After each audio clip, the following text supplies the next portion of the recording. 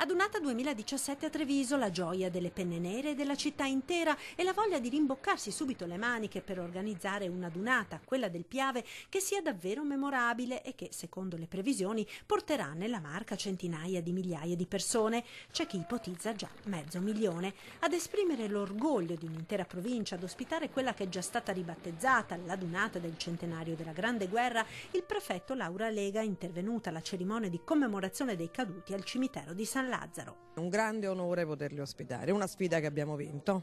Un grande lavoro però aspetta un po' tutto. Ma non ci tiriamo indietro, quindi affrontiamo una cosa per volta e sarà un orgoglio ospitare anche gli alpini, tutti qua in raduno da noi. Del resto, l'organizzazione di un evento di questa portata richiede una preparazione accuratissima, peraltro già cominciata con il lavoro di presentazione della candidatura. Non solo in termini di sicurezza, di sanità, di tutte quelle predisposizioni, anche perché i tempi sono cambiati.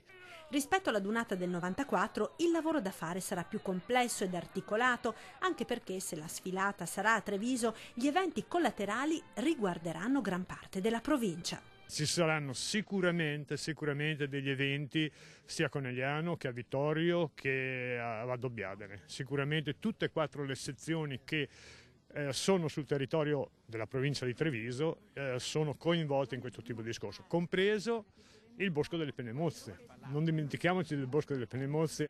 Ai primi di gennaio verrà costituito il COA, comitato organizzatore della dunata, gestito dagli organi centrali dell'ANA con il contributo delle 4 sezioni trevigiane. Questo comitato organizzatore prenderà contatto con le autorità locali, con tutti gli enti che interverranno nella dunata e quindi si fa proprio una squadra.